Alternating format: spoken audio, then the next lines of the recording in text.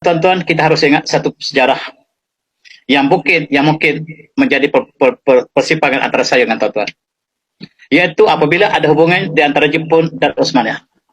Ketika itu Osmaniyah berada di akhir hayatnya, maka Osmaniyah minta supaya Jepun menghalau penjajahan daripada negara umat Islam, khususnya untuk menghalau British daripada Tanah Melayu, menghalau Belanda daripada Indonesia, daripada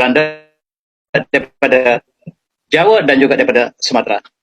Dan perjanjian dimaterikan di antara Kerajaan Osmaniyah dengan Jepun. Jepun akan pertimbangkan untuk menghalau British daripada Tanah Melayu. Dan kemudian hubungan keterangan ini berlaku di antara Osmaniyah dengan Jepun, dan disitulah kita lihat orang Melayu, tentera Melayu mengambil peranan, dan Syekh Ahmad Fatani mengambil peranan supaya diambil kesempatan daripada hubungan antara Turki, Osmaniyah dengan Jepun, supaya dirancang supaya Jepun datang untuk menghalau British daripada Tanah Melayu dan juga menghalau Belanda daripada Indonesia, daripada Jawa. Tokoh yang dilatih oleh Syekh Ahmad Fatani di Mekah untuk mengadakan hubungan dengan Jepun secara khusus di alam Melayu ialah Raja Ali Kelana.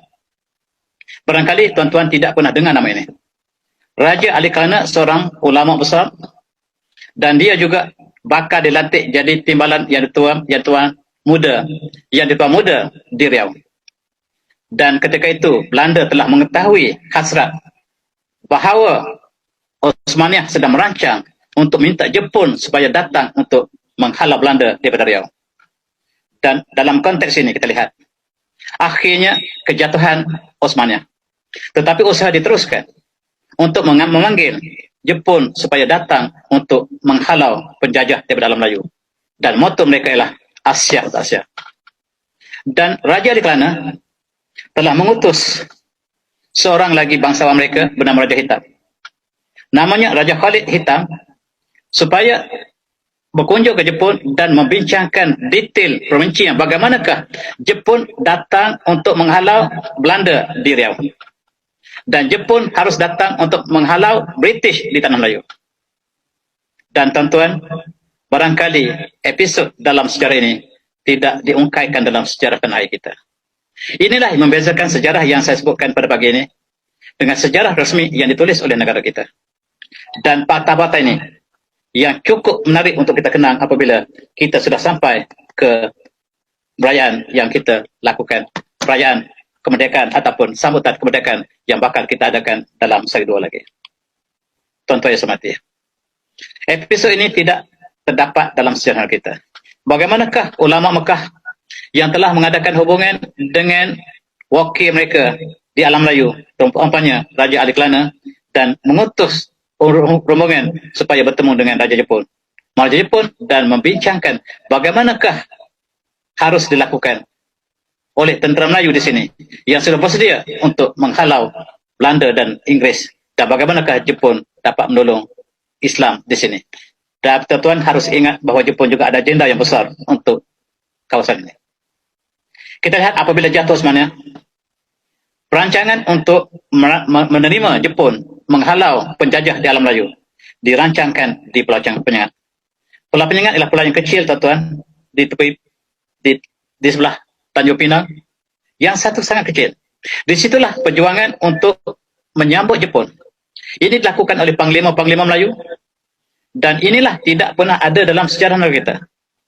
Dan tuan-tuan boleh terima apa yang saya sebutkan pagi ini, sebab sejarah yang saya sebut ini saya ambil daripada sumber Osmaniyah, sumber Aceh, sumber Patani. Saya tidak ambil sumber Inggeris.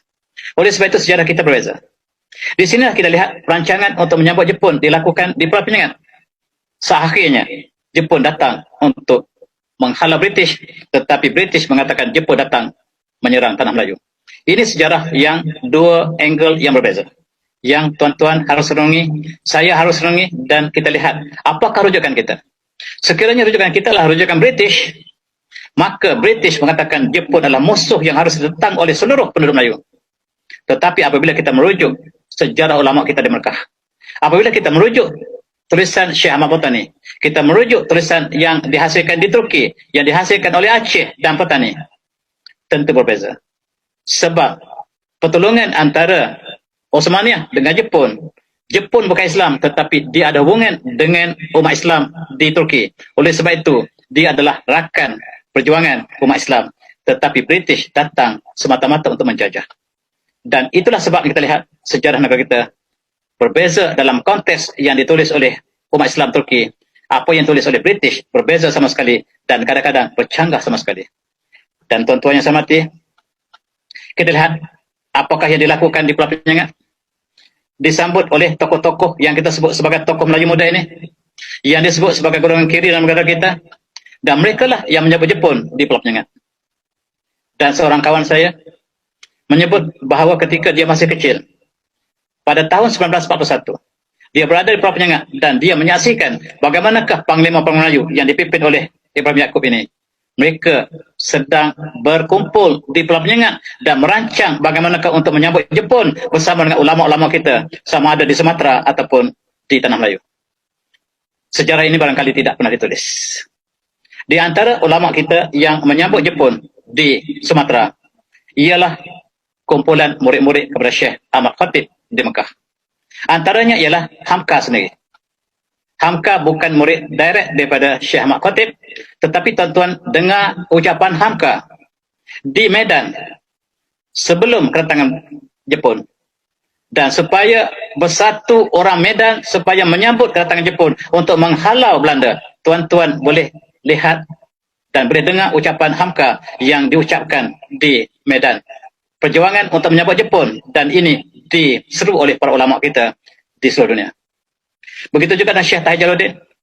Begitu juga dengan Ayah Hamka. Bahkan di Tanah Melayu juga demikian. Mereka yang balik dari Mekah, yang ada hubungan dengan ulama kita di Mekah, mereka semua menyambut Jepun. Tetapi yang berada di Tanah Melayu, yang bekerja dengan British, semuanya menentang Jepun dalam konteks bahawa yang Jepun adalah datang untuk menghancurkan Tanah Melayu. Sedangkan hubungan antara Osmaniyah dengan Jepun dilakukan oleh para ulama kita tidak terdapat tempat dalam sejarah negara kita.